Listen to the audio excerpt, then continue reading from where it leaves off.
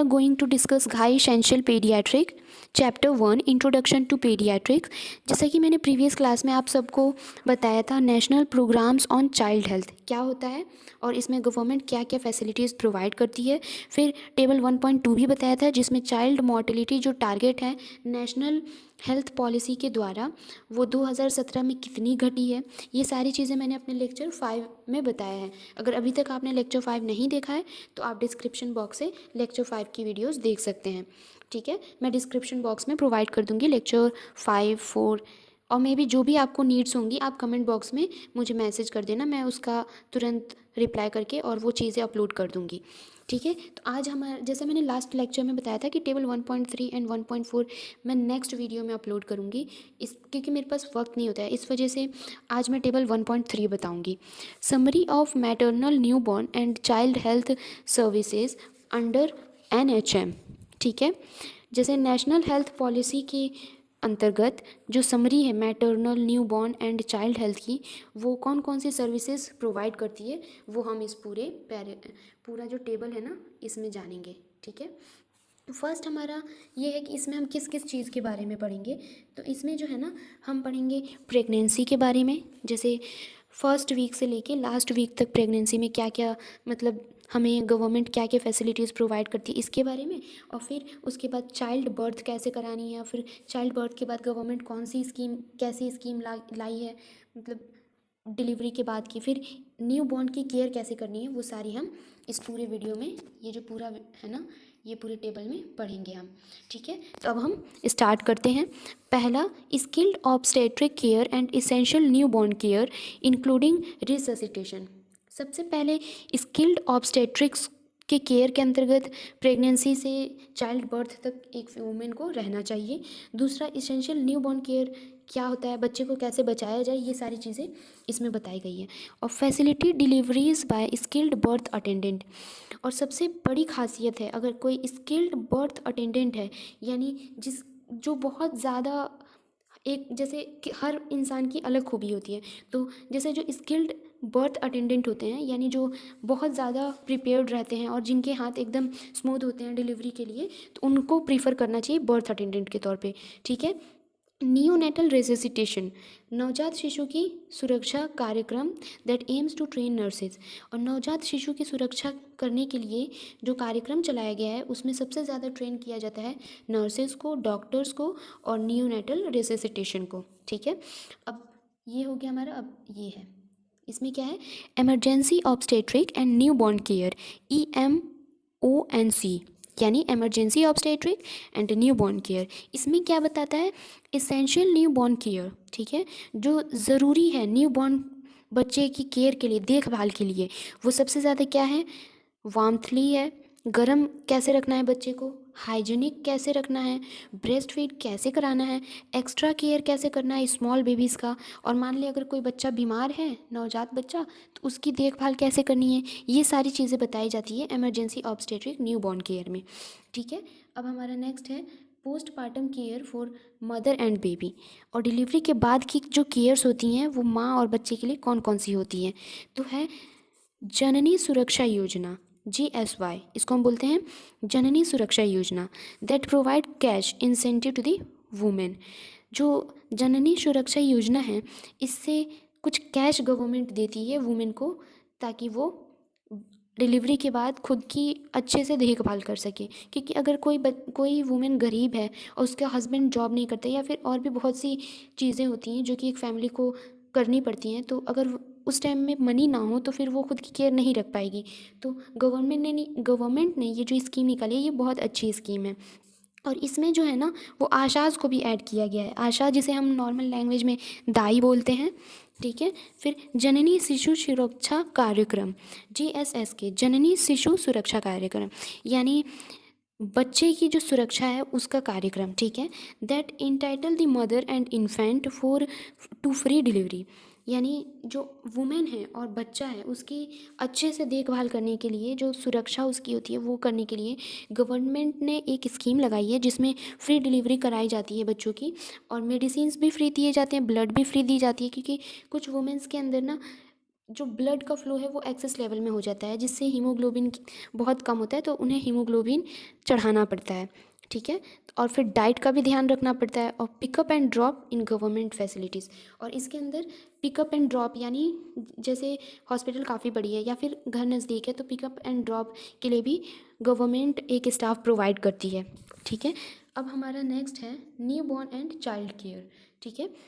इसमें हम पढ़ेंगे home based new born care. इसमें हम उस न्यू बॉर्न केयर के बारे में पढ़ेंगे, जैसे कुछ फीमेल्स होम पे ही, कुछ लोगों जो वुमेंस होती हैं उनकी डिलीवरी घर पे ही हो जाती है, तो उसमें क्या देना चाहिए देखिए। तो उसमें है कि गवर्नमेंट आशाज़ को फैसिलिटेट करती है कि वो जाके फ्री डिलीवरी कराए घर में, और उनकी 6 दिन की विज़िट रहती है आशाज़ की।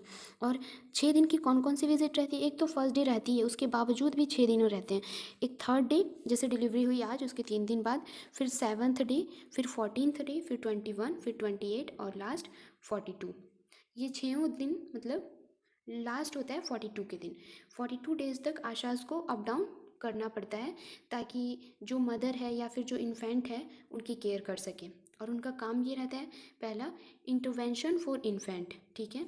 तो इन्फेंट के लिए उन्हें एग्ज़ामिन करना होता है, काउंसिल करना होता है, कि मतलब उन्हें बताना होता है देख के कि बच्चे को गर्म कैसे रखा जाए, बच्चे को फीड कैसे कराया जाए, और हाइजीन का कैसे ध्यान रखा जाए। और अगर बच्चे का जो वेट है वो लो है, तो उसमें उसकी एक्स्ट्रा केयर कैसे की जाए, क्या चीज़ें उन्हें दें, ठीक है। और अगर कोई बीमारी है तो उसे रेफरल कर दिया जाता है, यानी डॉक्टर के पास दिखा लें आप, ऐसा आशाज़ बोल सकती हैं, ठीक है। इंटरवेंशन फॉर मदर, ये तो हो गया इंटरवेंशन फॉर इन्फेंट, यानी बच्चे की देखरेख कैसे करें। अब मदर की कैसे करें, postpartum care and counselling for family planning. इसमें है कि डिलीवरी के बाद कैसे केयर करनी चाहिए और फैमिली प्लानिंग कब करनी चाहिए, ये हमें आशाज़ बता देती हैं, ठीक है। प्रोग्राम ड्राइवर, ठीक है। ASHA paid incentive for home care, ठीक है। आशाज़ को इंसेंटिव कुछ पैसे दिए जाते हैं होम केयर के लिए, बर्थ वेट रिकॉर्ड के लिए, फिर बर्थ रजिस्ट्रेशन के लिए, ठीक है। इसमें क्या होता है, जैसे आशाज़ आती हैं तो उन्हें रिकॉर्ड गवर्नमेंट सर्टिफिकेट बना के भी देना होता है कि बर्थ रजिस्ट्रेशन हो चुकी है, ठीक है। फिर इम्यूनाइजेशन यानी वैक्सीन्स लगी हैं कि नहीं बच्चे को, जैसे BCG और first dose of OPV, polio virus की जो वैक्सीन लगती है वो, और पेंटावैलेंस लगी है कि नहीं, और नहीं लगी है तो कैसे और कब कब किन किन दिनों में लगानी है, ठीक है। अब नेक्स्ट है facilities based new born care, ठीक है। अब इसमें हम पढ़ेंगे special new born care. Special new born care में क्या पढ़ेंगे हम, these specialized new born units at district hospital with specialized equipment including radiant warmers, ठीक है। इसमें जो special new born care units होती हैं वो सबसे ज़्यादा देखिए, इसमें सबसे पहले बताया गया है कि ये एक specialized new born district hospital में होना चाहिए, और उसमें सबसे ज़्यादा फैसिलिटीज़ क्या होनी चाहिए, इक्विपमेंट वेल इक्विप्ड हॉस्पिटल होना चाहिए, यानी जो भी ऑब्स्टेट्रिशियन को डिलीवरी के वक्त चाहिए होती है इक्विपमेंट्स, वो सारी इक्विपमेंट्स अवेलेबल होनी चाहिए, ठीक है। These units have 12 to 16 beds, और उसके अंदर 12 से 16 बेड्स होनी चाहिए, जिसमें 3 फिजिशियन, 10 नर्स और 4 सपोर्ट स्टाफ होने चाहिए। इससे जो होगा ना, राउंड क्लॉक सर्विस होगी, यानी एक गया तो एक जा रहा है, एक आ रहा है, ऐसे करके। जैसे मान लें एक डॉक्टर है, एक नर्स है और एक स्टाफ है, तो उससे तो नहीं होगा। मेरे पास 15-16 पेशेंट हैं, तो फिर हमें उसी के अकॉर्डिंग चलना होगा। ऐसे जैसे 6 आवर्स के गैप में डॉक्टर्स विजिट करें, मे बी 12 आवर, ठीक है ऐसे। लेकिन डॉक्टर्स को विजिट करनी है तो 3 डॉक्टर्स काफ़ी हैं फिजिशियन के तौर पे, ठीक है। अब हम आगे बढ़ते हैं इसमें, ठीक है। अब देखें, अब इसमें क्या है कि such as those with very low birth weight, ठीक है। इससे क्या होता है, जैसे जो कुछ बच्चे जिनका बर्थ के वक्त से ही काफ़ी वज़न कम रहता है, या फिर नियोनेटल सेप्सिस, या फिर उनको निमोनिया हो, या फिर कॉमन कॉम्प्लिकेशंस हो, तो उनकी केयर प्रॉपर हो सके, इसमें ये बताया गया। अब न्यू बॉर्न स्टेबिलाइजेशन, ठीक है। These are step-down units providing facilities for neonates from the periphery where babies can be stabilized through a effective care।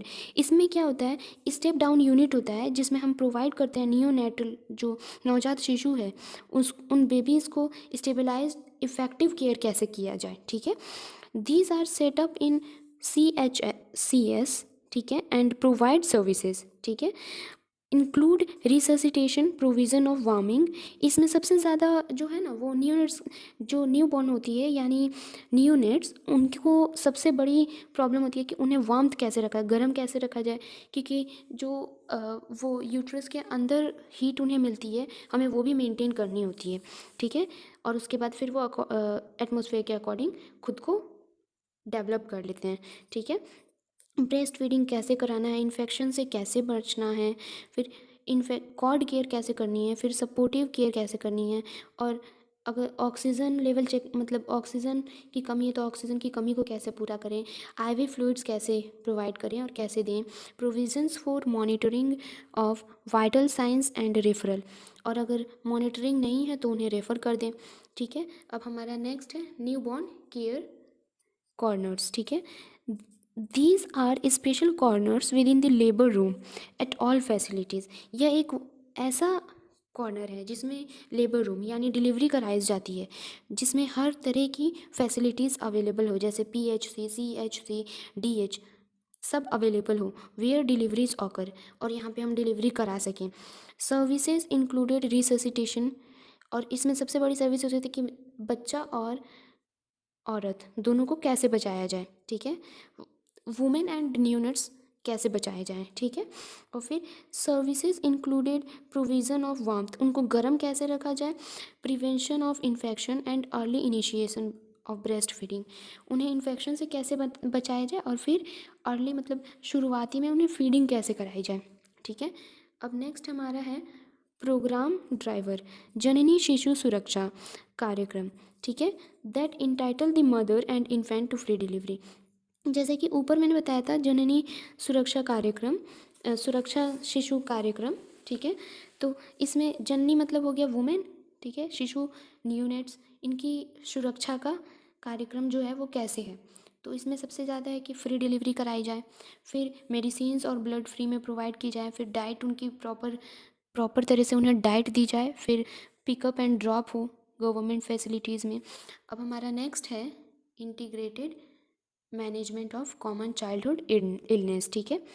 अब चाइल्डहुड में जो भी इलनेस होती है उसे हम कैसे मैनेज करें, integrated management of neonatal and childhood illness IMNCI by ANMC and at first level facilities, ठीक है। तो इसमें है जो इंटीग्रेटेड मैनेजमेंट ऑफ नियोनेटल यानी नवजात शिशु से चाइल्डहुड तक कैसे मैनेज करें, ANMs को कैसे बताएं कि जैसे फर्स्ट जो नियोनेटल से लेके चाइल्डहुड तक फैसिलिटीज़ प्रोवाइड करते हैं वो ANMs की रिस्पॉन्सिबिलिटी होती है केयर करने की, नियोनेट से चाइल्डहुड तक, ठीक है।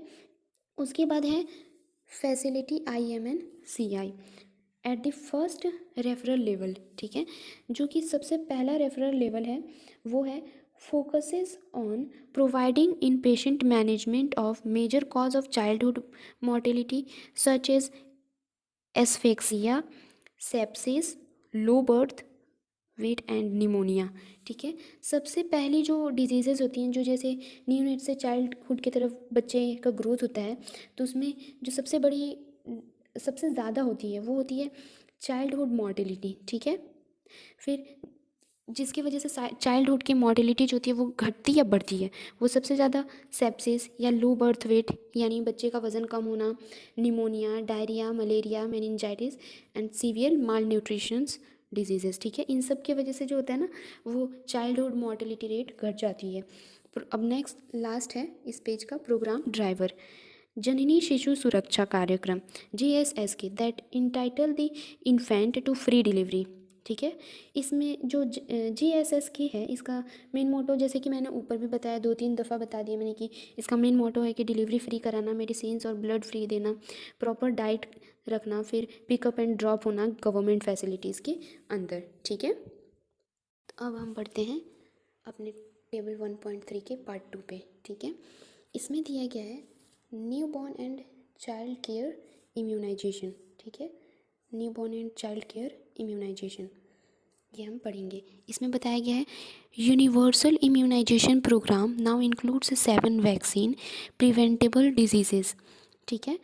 जो यूनिवर्सल इम्यूनाइजेशन प्रोग्राम है उसके अंतर्गत 7 वैक्सीन्स आती हैं जो कि इन्हीं 7 डिजीज़ेस को प्रिवेंट करती हैं, जैसे कि BCG polio, diphtheria, pertussis, tetanus, measles and hepatitis B.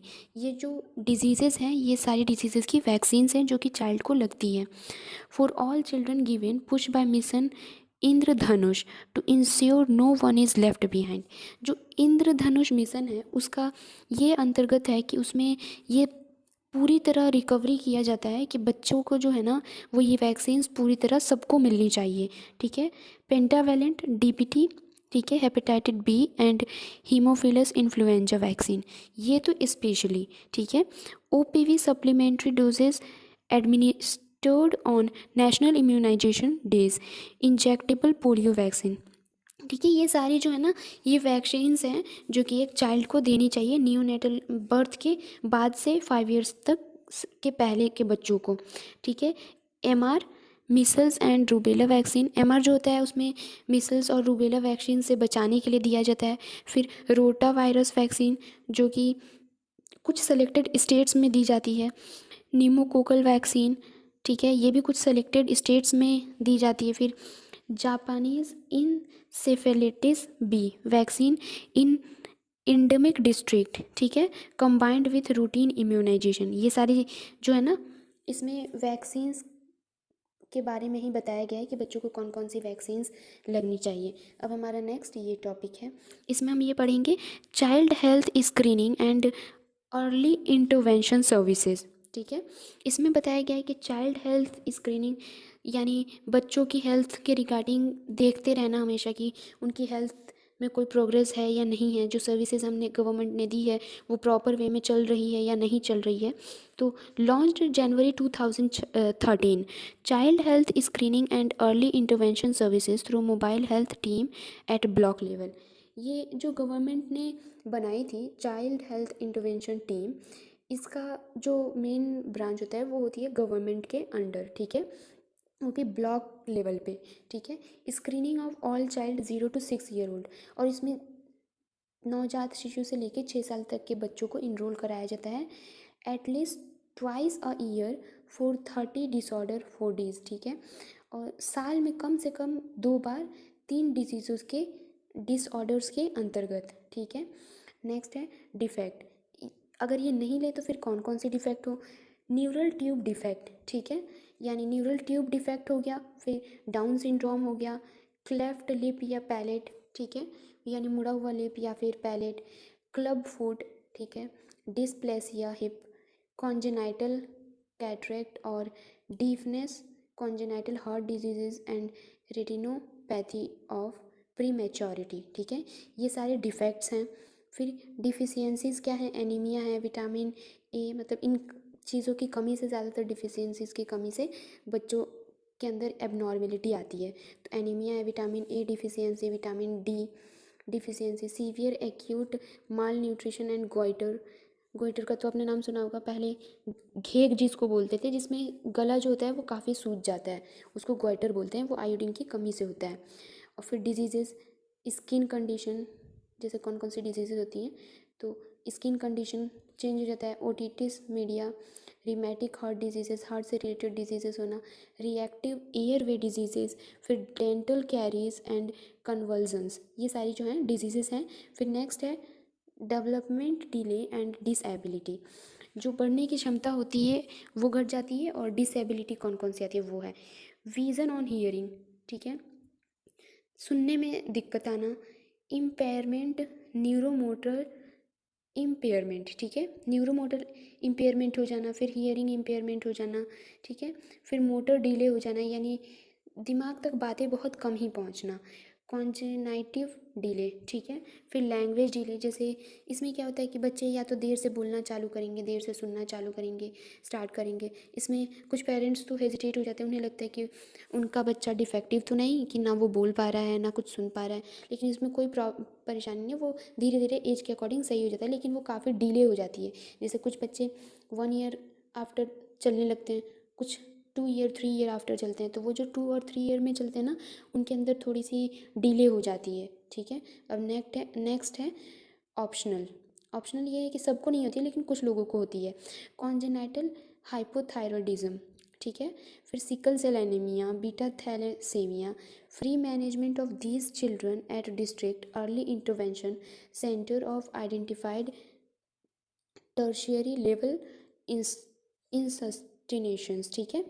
ये सब जो डिफेक्ट्स हैं यहाँ से यहाँ तक, ये तभी सही होगी जब आप वक्त पे डॉक्टर को दिखा के वैक्सीन्स ले लें, ठीक है। अब ये तो हमारा हो गया। जो हमारी थी CHC का फुल फॉर्म मैंने नहीं बताया था। CHC जो previous new born care corners में था, उसका मतलब हुआ community health centre. CHC community health centre. फिर PHC जो था प्राइमरी हेल्थ सेंटर। फिर DH जो था वो डिस्ट्रिक्ट हॉस्पिटल, यानी जैसे किसी ज़िला का बड़ा सा सरकारी हॉस्पिटल जिसको आप लोग बोलते हैं। जैसे आप देखें अलीगढ़ में है, फिर आगरा में, हर स्टेट का अलग अलग गवर्नमेंट बड़ी बड़ी हॉस्पिटल्स होती हैं, ठीक है। तो उसमें जाएंगे तो ये सारी जो वैक्सीन्स हैं ये वक्त रहते आपको मिल जाएगी। प्राइवेटली ये काफ़ी कॉस्टली होते हैं, तो सब कोई एफर्ड नहीं कर सकता है, लेकिन जब गवर्नमेंट फ्री में प्रोवाइड कर रही है तो क्यों ना हम गवर्नमेंट से ही ले लें। अब नेक्स्ट जो हमारा टेबल है वो है टेबल 1.4, ठीक है। इसमें पढ़ेंगे roles of grass root team in child health, ठीक है। ग्रास रूट जो टीम्स होती हैं उनका चाइल्ड हेल्थ पे क्या असर पड़ता है। तो यहाँ जो दिया हुआ ये है प्रोवाइडर, और ये है, जैसे देखिए मैं कलर चेंज कर लेती हूँ, ये है प्रोवाइडर और ये है role in maternal newborn and child health, ठीक है। तो जो लेफ़्ट साइड में है ये प्रोवाइडर किसकी वजह से ये है ये बताया गया है, ठीक है। और जो राइट साइड में है यानी ये, तो इसमें जो रोल है बच्चे का या फिर नवजात शिशु का या फिर चाइल्ड हेल्थ का या प्रेगनेंसी के वक्त का, तो ये किसके वजह से और कैसे है, ठीक है। तो फर्स्ट है हमारा आशाज़, ठीक है। तो हम पढ़ेंगे कि आशाज़ का क्या रोल है, ठीक है।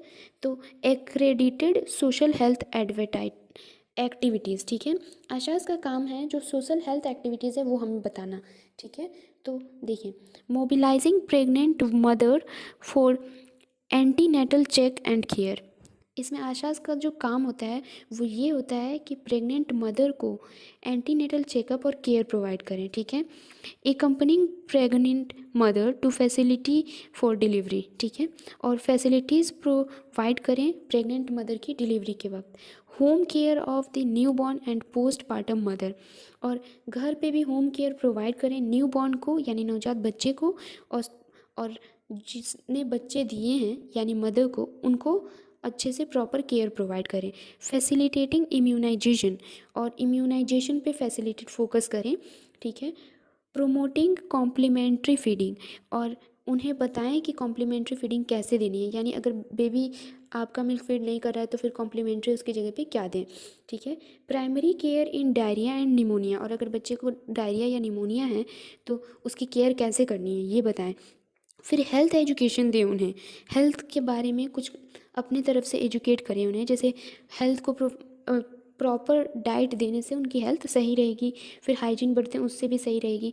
अब नेक्स्ट है AWW, ठीक है, आंगनवाड़ी वर्कर्स, ठीक है। आशाज़ का तो फुल फॉर्म हो गया जैसे कि एक्रेडिटेड सोशल हेल्थ एक्टिविस्ट, ठीक है। और AWW का मतलब हुआ आंगनवाड़ी वर्कर्स, ठीक है। जैसे कि आप सब जानते हैं कि आंगनवाड़ी वर्कर्स उनका क्या काम है, providing nutrition supplement to pregnant mother and children.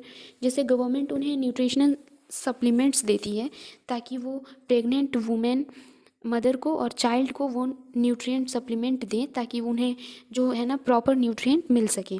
Facilitating antenatal checks and immunization, और उन्हें बढ़ावा दें ताकि वो एंटीनेटल चेकअप कराती रहें, और फिर जो इम्यूनाइजेशन है उसको भी कैसे बढ़ावा देना है ये भी बताएं। फिर उन्हें ये भी बताएं कि इन्फेंट को और यंग चाइल्ड को फीड कैसे कराना है, यानी खाना कैसे खिलाना है। जैसे इन्फेंट है तो उसको मिल्क फीड कैसे कराना है, और चाइल्ड है तो उसे खाना कैसे कैसे किस किस एज के अकॉर्डिंग क्या क्या खिलाना है, ठीक है।